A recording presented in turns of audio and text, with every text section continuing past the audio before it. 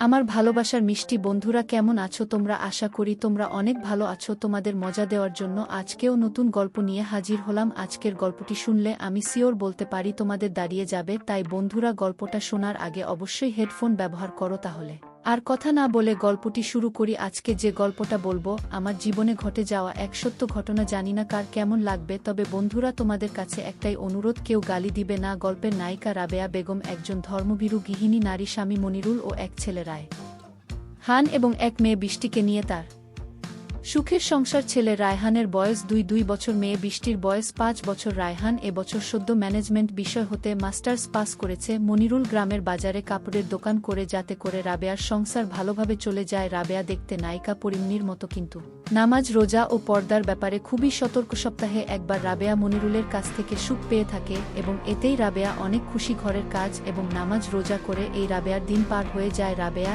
এবং মনিরুল 8 বছর প্রেম করে পালিয়ে গিয়ে বিয়ে করে যায়। কারণে রাবেয়ার পরিবার থেকে এখনও ওদের সম্পর্কটা মেনে নিতে পারে নাই। মনিরুল এবং রাবেয়া বাদে রায়হান ও বৃষ্টি রাবেয়ার বাপের বাড়ির যেতে পারে। রাবেয়ার ময়না বেগম এবং রায়হানকে নিজের জীবনের চেয়ে বেশি ভালোবাসে। রায়হানের বর্তমানে বেকার, সময় যাচ্ছে নাই, পড়ালেখা নাই, কাজ। বিকেলে বাবার কাছ থেকে বাজারটা আনা হলো রায়হানের একমাত্র কাজ। তাই গত কয়েকদিন ধরে রায়হানের একটা বাজে অভ্যাস রয়েছে, লুকিয়ে লুকিয়ে মা রাবেয়ার হালকা দুলুনি দেখা। বিশেষ করে মা রাবেয়ার তানপুরার মতো দেখলে রায়হানের মাথা ঝিমঝিম করে, সাথে সাথে বাথরুমে গিয়ে ঠান্ডা করতে হয় নিচের।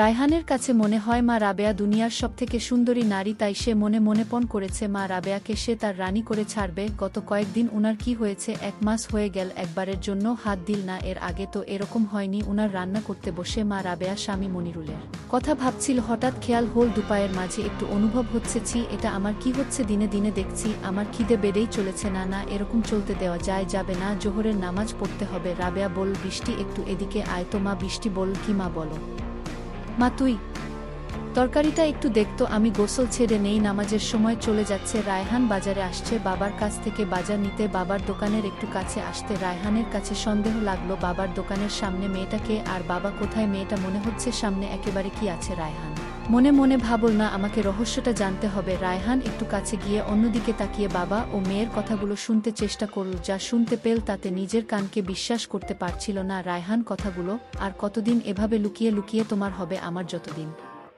না বিয়ে করে তোমার বাড়ি নিয়ে যাচ্ছ আমায়, ততদিন নেব। খুব শীঘ্রই বাড়ির বুয়ের কাছে তালাকের পেপারটা পৌঁছে যাবে, আর বুটা বিদায় হলেই তুমি। আমার কথাগুলো শোনার পর রায়হানের কাছে মনে হচ্ছে বাবাকে একটা না, আমার আর বাজারে থাকা চলবে না, এখনই বাড়ি গিয়ে আমার মাকে দেখে মারতে হবে। বাবার সামনে এমন একটা ভাব করল রায়হান যেন সে এমাত্র আসলো এবং খুব ব্যস্ত। বাজারটা নিয়ে তাড়াতাড়ি বাড়ির দিকে রওনা করল রায়হান। আজকের রাস্তা মনে হয় শেষ হচ্ছে না। 2 মিনিটের রাস্তা আসতে 1 ঘন্টা সময় লেগেছে, এমনটাই মনে হচ্ছে রায়হানের কাছে।